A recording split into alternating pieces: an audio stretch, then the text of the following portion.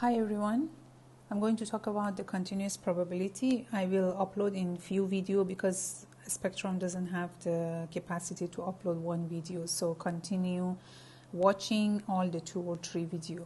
So we are talking about normal probability distribution that is bell-shaped, symmetrical, and it's asymptotic. It means that it's get close to x-axis but it never touch it, and is divided by the mean in the middle under the curve, and the data distribution of the data determined by the standard deviation. In the condition that the data is very good, normally distributed, our mean, median, and mode going to be equal. And remember I said that the whole curve is 1 and the probability change between 0 and 1. So if it's divided by the mean, half is going to be 0.5 and the other half going to be 0.5. So look at this one, you will see exactly it's divided by the mean. Mean is in the middle in the condition that the data is normal, all the mean, median, and mode are equal. And half of the data is this side and half of the data is the other side. So if you divide 1, it's going to be 0.5 in the positive side, 0.5 in the negative side. And if you compare the shape of the data here, you will see that if the mean and standard deviation is different, of course you will get different shape. In the first one, you can see that they have equal mean, but standard deviation is different. So the shape of the data is thickness is different. The second one, both of them are different. So the shape, you get the different shape. And the last one, standard deviation is the same, but mean is different, that you get same shape, of course, because the standard deviation will determine how is the shape in both sides. So to convert the data and standardize it, we convert the data to Z. So the mean going to be of whatever mean that they give us in the Z table, it's going to be 0. So from 0 to the positive side, and from the 0 that is in the middle to the negative side.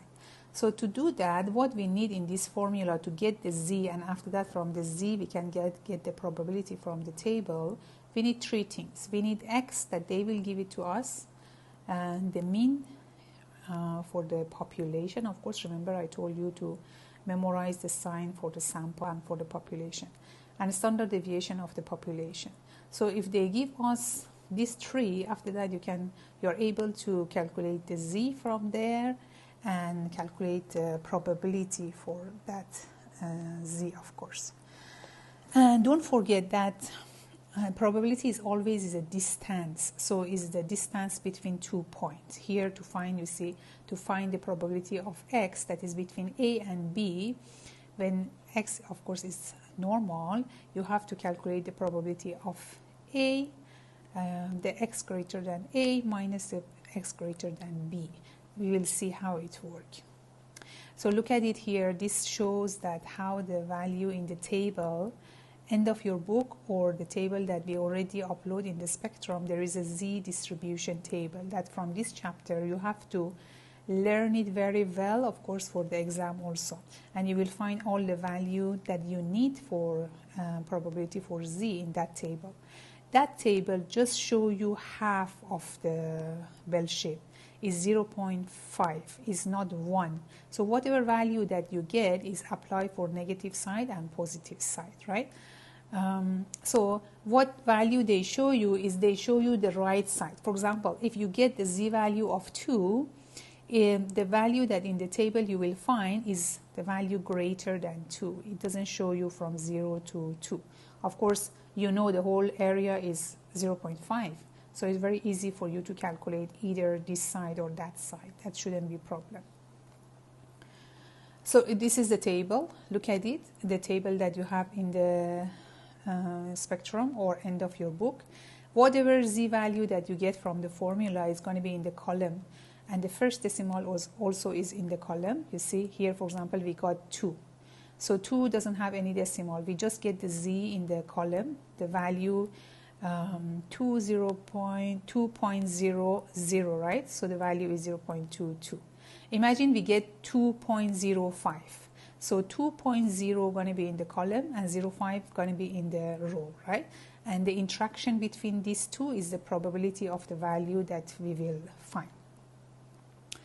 Remember, I talked about the empirical rule in chapter 6, but we didn't mention how they calculate it. We just said that under the bell, 68% of the data is located between one standard deviation.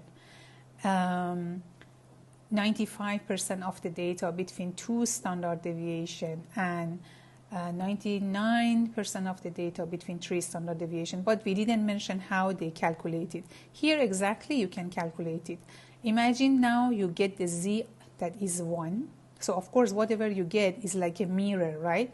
Half is this side and half the other side. You get the plus minus 1, negative positive 1. So you calculate the probability for half from the table.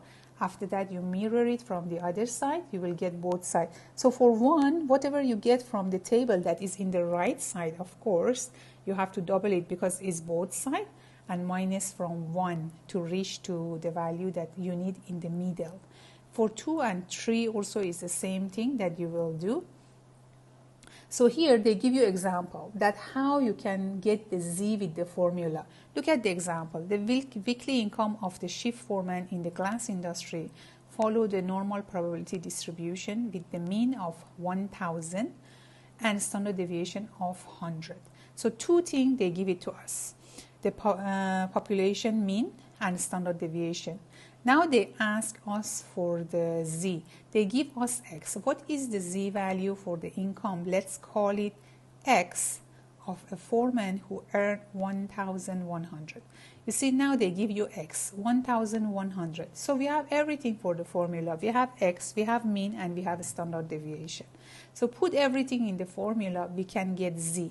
They still didn't ask for the probability. They just asked for the z. So the next step, we can calculate the probability. Go to the table, find the z value from the table, and we can get the probability, right? The second one is for 900. Exactly the same procedure you will do. You will put in the formula, and after that you will get the value for 900. Just be careful. That mean is in the middle. So from the mean, you can see that this data is, now they talk about 900. So you know that 900 is less than 1,000, right? So you know that is in the negative side. Or for example here, 1,100, you know that is more than mean. So it means that in the positive side, right? So the next example is what is the probability of selecting a foreman who weekly income is between 1,000 and 1,100. You see they give you a distance. 1,000 is our mean, so it means 0, right? We convert the mean to 0. 1,100 is more than mean, is mean in the positive side. So we know that whatever value we get, it's going to be a positive side. You see, when you calculate, you will get 1 standard deviation. So it means that we need the distance between mean and 1,100. That is between 0 and 1 standard deviation. So you get z is 1. You will go to the table and you will find the probability for 1, that is 0.1. The probability of greater than 1, right? We mentioned already that is all the value in the table is greater than. So we will get 0.1587. So we know that the whole area is 0.5 minus that value is going to be 0.34. So next example, what is the probability of this selecting a shift foreman in the glass industry whose income is 790 and 1,000. You see now is in the negative side. 1,000 is our mean, is in the middle. 790 is in the negative side. So we know that, okay, the value going to be in the left side. Again, put in the formula, you will reach to the value of minus 2.10. Now you have to calculate. They said between 1,000 and 790. So you already know that the value should be between these two. So whatever is more than 790, that is minus 2.10, z value, we will calculate that one, minus from 0.5, and we will reach to 0.48. Here is the problem. So let me continue with the next video.